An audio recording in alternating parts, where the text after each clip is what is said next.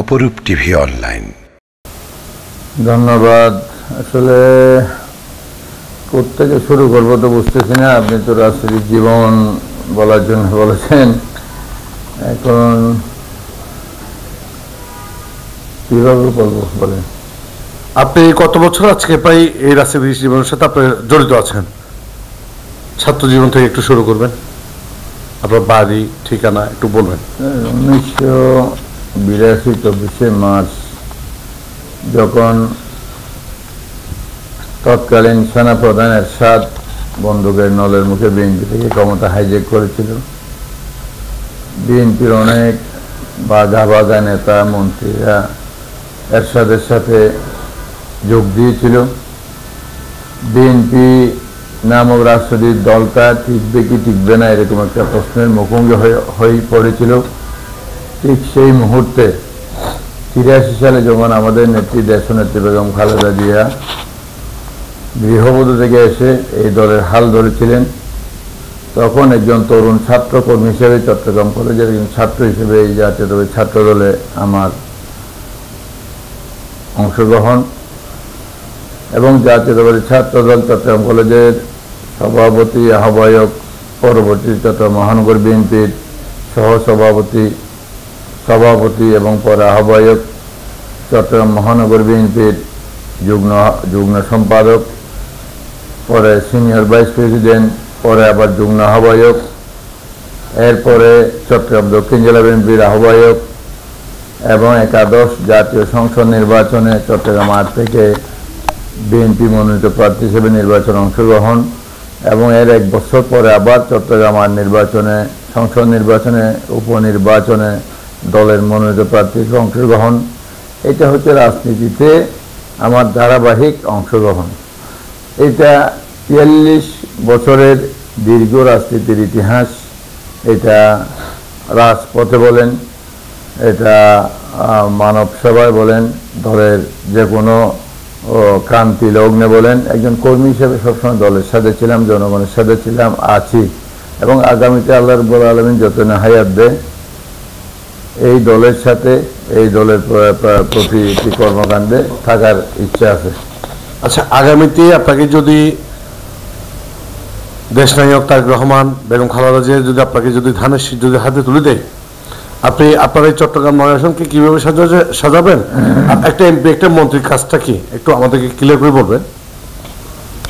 ধরেন আমাকে যদি আমার দল আমার উপর যদি আস্থা রাখে, আমি তো চট্টগ্রাম 8-এ 2বার নির্বাচন করেছি, দলের হাইকমান্ডের সিদ্ধান্তে আমি চট্টগ্রাম 9-এ এসেছি এবং কাজ করছি। অলরেডি আমাদের মাননীয় মহাসচিব ঘোষণা দিয়েছিলেন, পরে আবার কী কারণে স্থগিত হয়েছে এটা জানি না। ইনশাল্লাহ আমি আশা করি এটা চিরেই সেই স্থগিতাদেশ প্রত্যাহার হবে। আমি ইনশাল্লাহ ধানের শীষ নিয়েই চট্টগ্রাম 9 নির্বাচনী এলাকা থেকে ইনশাল্লাহ নির্বাচন করব, এটা আমার দৃঢ় বিশ্বাস আছে। আর যদি দল যদি আমার চেয়ে বেটার কাউকে নমিনেশন দেয়, আমার কোনো সেভাবে আপত্তি থাকবে না, আমি তার জন্য কাজ করব। আর যে একটা সংসদ সদস্য অথবা মন্ত্রী কী কাজ, যেটা আপনি প্রশ্ন করেছেন, সেটা হচ্ছে আমাদের রাজনীতির মূল উপজীব্য মূল কি মানুষ যেভাবে স্বচ্ছন্দ বোধ করে, মানুষের জীবনযাত্রার মান যাতে উন্নত হয়, মানুষ যাতে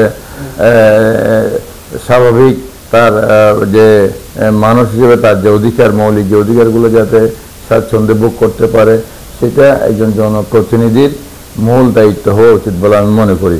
কারণ মানুষের জন্য যে রাজনীতি, সেই রাজনীতি আপনি যদি মানুষকে সকল কিছুর ঊর্ধ্বে যদি স্থান দেন, তাহলে আমি মনে করি একজন জনপ্রতিনিধি হিসেবে আপনার প্রত্যেকটি কর্মকাণ্ড মানুষের কল্যাণে হবে এবং সেখানে মানুষ আপনাকে তাদের আপন হিসেবে গ্রহণ করবে এবং একজন রাজনৈতিক কর্মীর সাফল্য তখনই যখন মানুষের হৃদয়ে আপনি স্থান লাভ করতে পারবেন। তো আমি মনে করি যে এমপি হই, মন্ত্রী হই, এটা বড় কথা না।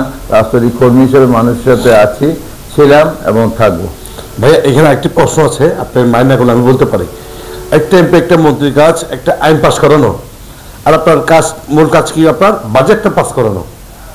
আপনি কিছু আপনাকে সরকার থেকে দিবে, কিছু আপনাকে বাইরে থেকে ডোনার দিবে, আর কিছু আপনার থেকে কি লোন নিতে হবে। এই বিষয়টা নিয়ে বুঝিনি মানে আপনার একটা এমপি মন্ত্রী কাজ, মানে আপনি যেটা বলছেন এটার জন্য ধন্যবাদ আপনাকে। আরেকটি বিষয় এখানে আছে, আপনার আইনটা মেন আইনটা পাস করাবেন। দ্বিতীয় আপনার বাজেট, মানে আপনার মূলত কাজ কি বাজেট। আপনি তো জনগণের সাথে আছেন, আপনার ভাই বন্ধু ছেলে হিসেবে আছেন, ওই বিষয়টা আমি একটু জানতে চাচ্ছি। ধরেন এটা জনপ্রতিনিধি হিসেবে আমি যেটা বলেছি, আমি সংসদ সদস্যের কাজ আইন প্রণয়ন, শুধু বাজেট না, দেশের আইন প্রণয়ন, সংসদে এটা আইন প্রণয়নটা মূল কাজ। কিন্তু বাস্তবতা যেটা, মানুষের আকাঙ্ক্ষা যেটা, মানুষ যেভাবে আশা করে যাকে ভোট দিয়ে সে নির্বাচিত করবে সে যেন তার পাশে থাকে, তার সুখে দুঃখে তার পাশে থাকে, তার উপর যাতে কোনো অন্যায় অত্যাচার হলে সে যাতে এটার প্রতিবাদ করে, এবং এটা মানুষ স্বাভাবিকভাবেই চায়। এবং গণতন্ত্রের সৌন্দর্য হচ্ছে এটা, গণতন্ত্রের আকাঙ্ক্ষা হচ্ছে এটা যে মানুষ মনে করে যে আমি ভোট দিয়ে আমার প্রতিনিধি নির্বাচিত করলাম, সে আমার সুখে দুঃখে আমার সুখ স্বাচ্ছন্দ্য দেখবে। আর সে যদি আমার যে আকাঙ্ক্ষা, আমার যে চাওয়া সেটার ব্যত্যয় ঘটালে আমি তাকে এই যে পরবর্তীতে 5 বছর পর আমি তাকে বিদায় দিতে পারবো। এটা হচ্ছে ক্ষমতা ভোটারের। কাজেই এইটাই গণতন্ত্রের সৌন্দর্য। মানুষ যে আকাঙ্ক্ষা করে, মানুষ যে আশা করে জনপ্রতিনিধির কাছ থেকে, সেই আকাঙ্ক্ষা ধারণ করে জনপ্রতিনিধি কিন্তু মানুষের জন্য কাজ করে। দীর্ঘ 17 বছর আপনারা কেউ ভোট দিতে পারেন নাই। ওরা নির্বাচন করছে, ওরাই বিজয় হয়েছে। এবারে 2026 সালের 1 ফেব্রুয়ারি প্রথম সপ্তাহে যে নির্বাচন অনুষ্ঠিত হতেছে, জাতীয় সংসদ নির্বাচন, এই নির্বাচন ঘিরে আপনাদের কেমন লাগছে প্রার্থীদের একটু জানাবেন এটা। আসলে ধরেন 17 বছর যে নির্বাচনের নামে যে প্রহসন, যে ভোট ডাকাতি, যে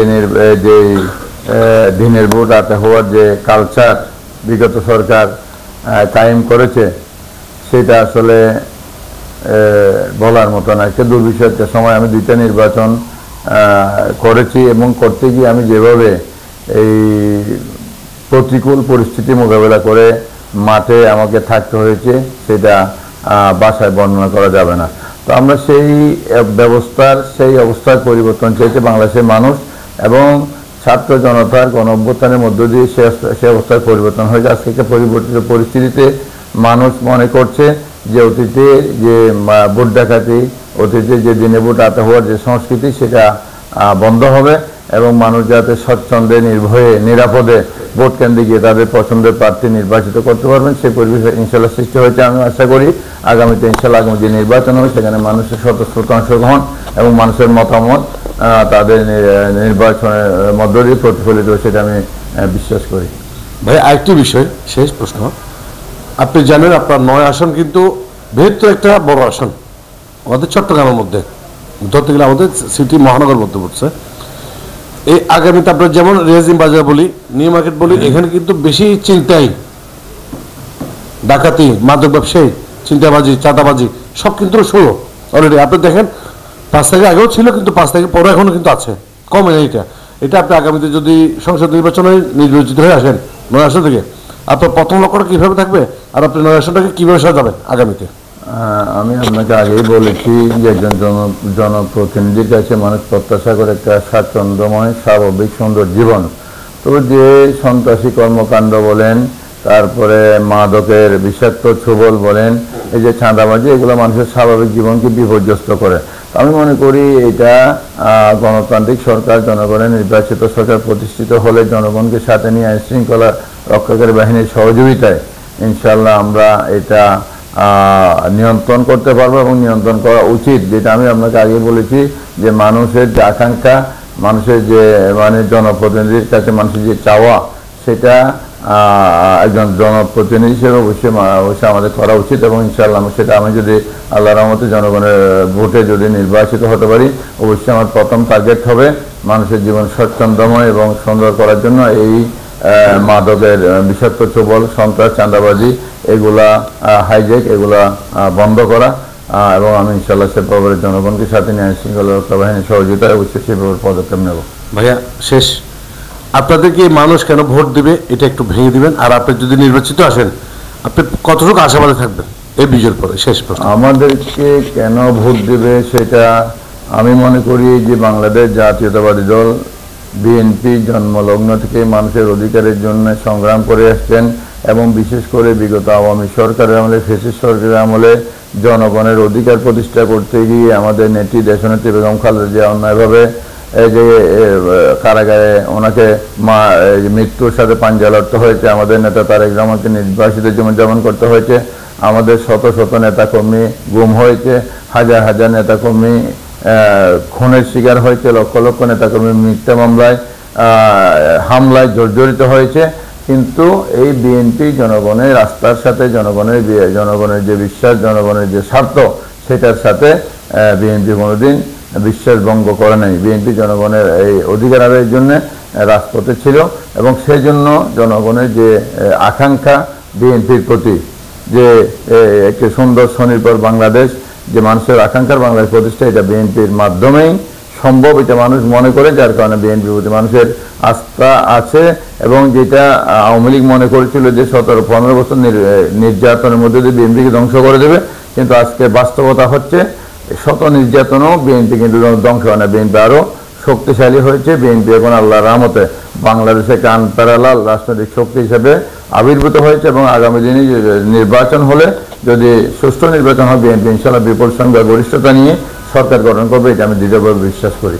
আপনাকে অসংখ্য ধন্যবাদ আমাদের অপরূপ টিভির পক্ষ থেকে আমাদেরকে সময় দেওয়ার জন্য। আপনাকে ধন্যবাদ।